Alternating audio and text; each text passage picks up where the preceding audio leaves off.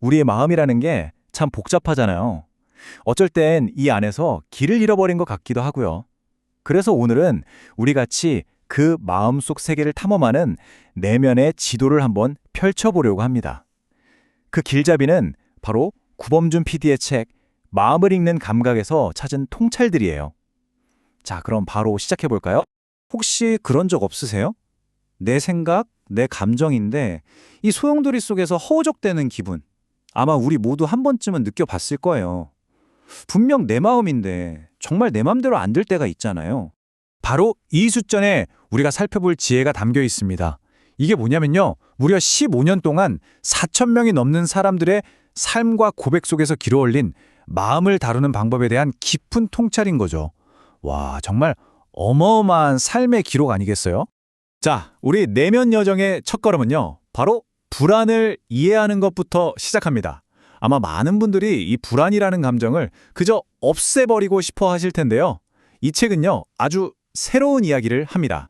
거기서 정말 흥미로운 생각의 전환이 일어나요. 불안을 싸워서 없애야 할 적으로 보는 게 아니라 나를 지켜주려고 보내는 생존 신호로 한번 들어보라는 거죠. 불안에 그냥 압도당하는 게 아니라 그 신호를 잘게 쪼개서 들여다보면 오히려 창조적인 에너지의 원천이 될 수도 있다는 거예요. 와, 정말이지 생각의 틀을 완전히 바꾸는 거죠. 그리고 이 문장이 그 새로운 관점을 정말 잘 보여주는데요. 그 불안은 당신이 여전히 살아있고 무언가를 사랑하고 있다는 증거다. 생각해보면 그렇잖아요.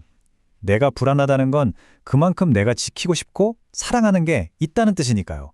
정말 따뜻한 위로가 되는 말 같아요. 자, 그럼 여정의 다음 단계로 가볼까요? 우리 마음속에 누구나 품고 있는 상처, 이 상처는 어떻게 대해야 할까요? 이 책에서는 치유는 선택의 문제라고 딱 잘라 말합니다. 이 치유의 과정을 설명하는 아주 기가 막힌 비유가 바로 이 킨치기입니다. 깨진 도자기를 버리는 게 아니라 그 깨진 틈을 금으로 메워서 오히려 더 특별하고 아름다운 예술 작품으로 만드는 일본의 전통 기법이죠. 이 킨치기처럼 우리 마음의 상처도 숨겨야 할 게 아니라는 거예요. 상처를 막 서둘러서 잊으려고 애쓰기보다 충분히 아파하고 슬퍼하고 나면 그 흉터가 오히려 나를 더 단단하고 아름답게 만드는 나만의 무늬가 된다는 거죠. 치유된 상처는 나의 일부이자 나의 자랑스러운 역사가 되는 셈입니다. 자, 이렇게 내면이 좀 단단해졌다면 이제 바깥 세상으로 눈을 돌려볼 차례죠. 바로 관계 말이에요. 건강한 관계는 도대체 어떻게 만들어지는 걸까요? 여기서 정말 어찌 보면 역설적인데 아주 강력한 한 문장이 나옵니다. 거절은 관계를 설계하는 말이다. 우리는 보통 아니오라고 말하면 관계가 틀어질까 봐 되게 두려워하잖아요. 근데 이 책은 완전히 반대로 이야기하는 거죠. 관계라는 게 그냥 막연한 기대만으로는 유지가 안 되잖아요. 오히려 오해만 쌓이기 쉽죠. 관계는 명확한 기준이 있을 때 건강해져요. 그리고 그 기준은 내가 솔직하게 그건 좀 어려워요 라고 나의 경계를 표현할 때 비로소 생겨나는 거고요.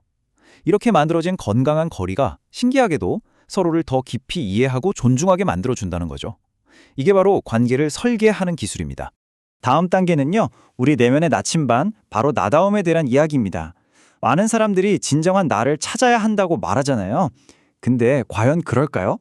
나다움이라는 건 우리가 태어날 때부터 갖고 있는 게 아니라 나에 대한 믿음, 위에서 점점 더 단단해지는 거래요. 그러니까 나를 찾는 여행이 아니라 나를 만들어가는 과정에 가깝다는 거죠. 자기 신뢰라는 기초 위에 차곡차곡 집을 짓는 것처럼요. 그럼 이 나다움이라는 집은 어떻게 지을 수 있을까요? 첫 번째는 낯선 경험을 두려워하지 않고 일단 부딪혀보는 거예요.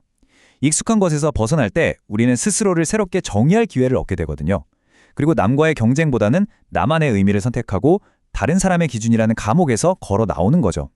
마지막으로 아주 사소해 보여도 꾸준히 반복하는 그 힘을 믿는 거예요. 그 성실함이 바로 나라는 존재의 가장 튼튼한 기둥이 되어준다고 합니다. 이 과정 속에서 나다움은 저절로 자라나는 거죠. 자, 드디어 마지막 주제, 행복입니다. 우리는 행복을 뭔가 인생의 최종 목표, 저 멀리 있는 어떤 것처럼 생각하곤 하잖아요. 근데 이 책은요, 우리가 행복에 대해 갖고 있던 생각을 완전히 뒤집어 버립니다. 배우 권혜원님의 이 말이 정말 핵심을 딱 짚는데요. 행복은 근육과 같습니다. 써야 비로소 생깁니다. 이 비유 정말 기가 막히지 않나요? 행복은 가만히 기다린다고 찾아오는 손님이 아니라는 거죠. 그러니까 이게 무슨 말이냐면요. 행복은 어떤 특별한 사건이 아니라 세상을 바라보는 나의 태도에서 만들어지는 감정이라는 거예요. 우리가 근육을 키우려고 운동하듯 행복을 느끼는 태도도 계속 연습해야 한다는 거죠. 아, 그리고 때로는 아무것도 하지 않는 휴식과 여백의 시간이 우리 삶을 지탱하는 아주 중요한 뿌리가 된다는 것도 절대 잊지 말아야 하고요. 그리고 어쩌면 이 책이 주는 가장 큰 위로, 가장 해방감을 주는 마지막 메시지가 바로 이겁니다. 행복하지 않아도 괜찮다. 우리는 늘 행복해야 한다는 어떤 강박에 시달리잖아요. 이 한마디가 그 무거운 짐을 확 내려놓게 하더라고요. 자, 오늘 함께한 이 마음 탐험의 마지막 질문을 한번 던져봅니다. 어쩌면 우리 인생의 목표가 행복해지는 것 그 자체가 아니라 불안하고 상처받고 때론 흔들리는 그 모든 순간 속에서도 그저 있는 그대로의 나와 함께 있어주는 것, 그게 아닐까요? 이 질문을 마음의 나침반 삼아서 여러분 각자의 특별한 여정을 계속 멋지게 이어나가시길 바라겠습니다.